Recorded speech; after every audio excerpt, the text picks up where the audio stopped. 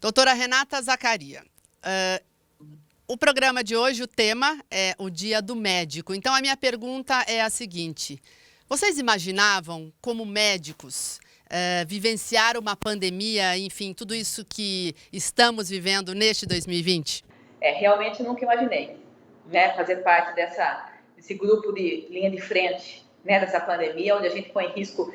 Tem várias situações que nós, como médicos, nos arriscamos, mas essa foi um pouco demais, né?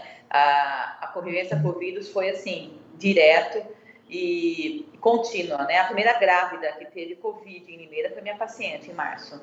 E no consultório e nos hospitais que eu trabalho de referência, que é a Unicamp, a Humanitária, que virou só Covid, né? Era isso o dia todo, realmente. Eu fiquei muito apreensiva, né? Por causa das minhas filhas, por causa da minha saúde, realmente. E uma doença que a gente classifica como traiçoeira, e nós não temos conhecimento suficiente dela, né? Isso que dava mais medo. Mas a senhora se contaminou. E como é que foi o seu tratamento? Como é que a senhora reagiu à doença, mesmo sendo médica? Na verdade, eu comecei a me sentir muito mal. Eu sou muito ativa, né? Eu tive um final de semana com as meninas, com as minhas filhas, meio agitado. Achei que foi isso. Aí, na segunda-feira, acordei bem. Realmente, aquela dor no corpo de dengue mesmo. Eu nunca tive dengue, mas a gente sabe que eu trato, né? Esses pacientes. Uma dor no corpo muito grande, né? Uma fadiga, indisposição. E aí, no terceiro dia desses sintomas, eu já fiz o exame do antígeno, né? Que é um exame que sai muito rápido e pega, não precisa da sorologia, porque sorologia tem muito falso positivo ou falso negativo, no caso, né?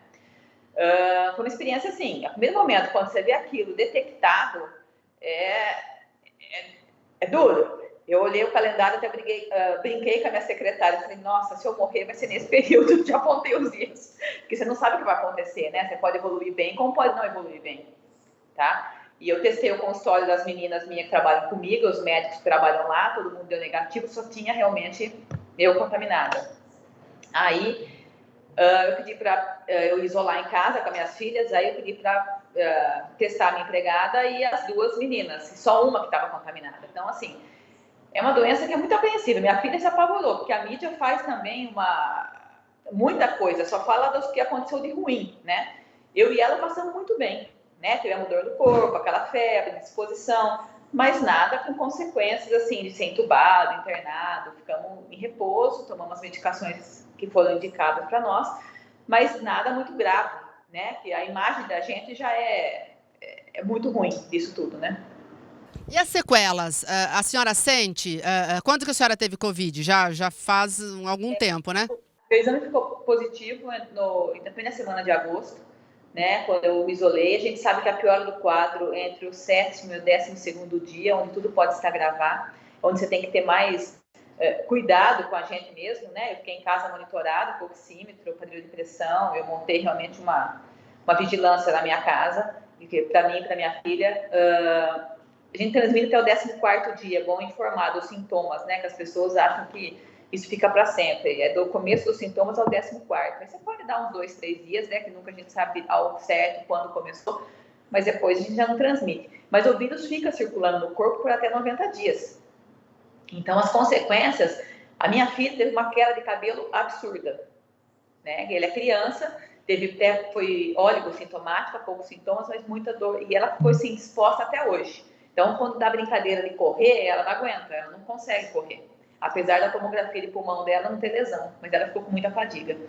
E eu fiquei, assim, muito indisposta, cansada, realmente, assim, memória alterou um pouco no início, tipo, a memória recente alterou, e muita dor de cabeça. Agora, eu acho que no meio de outubro, 10 de outubro em diante, que eu voltei a ser um pouco mais normal. Porque antes disso, estava, assim, bem cansada, indisposta, e realmente dor nas pernas, minhas pernas formigavam muito do joelho para baixo, eu sentia muito formigamento do joelho para baixo, né? Aqui no Unicamp tem um estudo que estão fazendo, acompanhando casos leves e moderados por 3 anos. E fazem uma ressonância e comprovaram que você tem uma lesão em substância branca cerebral. Então, você tem alteração de memória, visão minha piorou um pouco, tá? Eu não precisava usar óculos, nada, e agora para perto, realmente, a coisa foi assim, ladeira abaixo. Então, tem algumas consequências. Isso é irreversível? É uma sequela que vai ficar, então, é isso?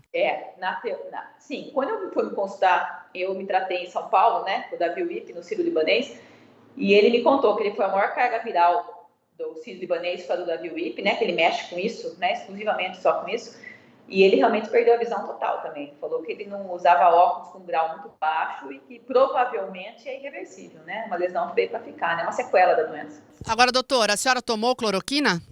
Essa é a pergunta, né, que faz a diferença. Não tomei, né, eu tomava vitamina D, zinco, aquelas coisas para aumentar a imunidade já. Realmente não esperava que eu fosse pegar. A gente sempre, como médico, acha que isso nunca vai acontecer com a gente, né?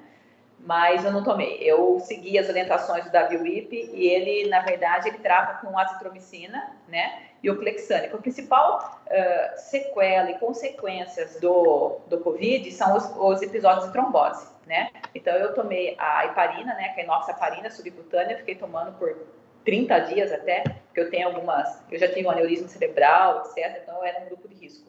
Normalmente a gente trata 7 a 10 dias com a injeção, mas o principal realmente é a enoxaparina, para a gente evitar esses fenômenos tromboembólicos. Doutora, e qual a lição fica para a sociedade durante a pandemia mesmo e no pós-pandemia? Não sabemos quando será esse pós, né? Se teremos essa segunda onda ou não, mas enfim, o que o brasileiro e o ser humano de forma geral mesmo, né, aprendeu com a pandemia? Mudou muita coisa, mudou o pensamento, uma hora de agir, repensar a vida. Eu acho que foi um momento que parou o mundo, né, inesperado. Né? O mundo se reinventou. Eu acho que nós nos reinventamos, né? Eu acho que isso foi bem necessário. Acho que deu uma pausa, que no jeito que estava na correria do dia a dia, acho que ninguém estava vendo mais nada, a gente estava atropelando tudo, né? Eu acho que assim, vamos tirar o lado bom disso tudo, né? Eu acho que teve uma evolução muito grande em muitas coisas, que realmente eu não estou de quarentena, porque eu dou aula, eu gravo aula, vou para São Paulo, eu volto, eu atendo consultório, eu não parei nenhum dia de atender, só na época da transmissão mesmo, fora isso, minha vida foi normal, mas assim, modificou o modo de agir, o modo de pensar, a atenção que você dá para as pessoas, eu acho que tudo isso mexeu muito com o ser humano, na essência mesmo, né? Acho que tem que tirar um lado bom disso tudo, dessa pandemia, né? Fora as perdas que nós tivemos, né? Agora, o limeirense e o brasileiro, na sua opinião, ele soube enfrentar a pandemia? Ele fez a lição de casa? Ele fez isolamento? Na sua opinião, o brasileiro reagiu bem às recomendações médicas? Na verdade, Danis, sem entrar no termo em política, que isso é muito polêmico, né?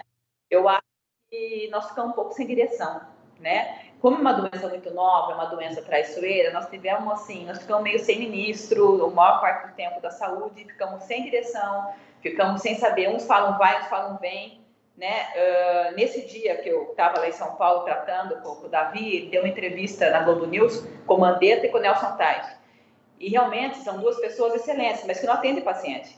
Então o debate dele, do Davi Wip, foi exatamente esse, é fácil você ler um artigo e sair fazendo. Agora, você não tem experiência clínica do paciente, que é outra coisa, né?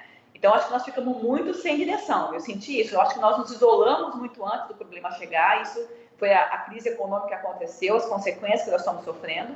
E na hora que realmente a gente precisava, que a doença chegou até nós, limeirense, pelo menos, né? Todo mundo já estava exausto, todo mundo já estava quebrado financeiramente. E aí a coisa foi porteira aberta e ninguém mais respeita nada, tá? Então, eu acho assim, que nós fomos um pouco precipitados. Foi inocência de não saber com o que estava lidando, né? E precaução em excesso, que vai ter as consequências que elas vão pagar pelos próximos anos, né?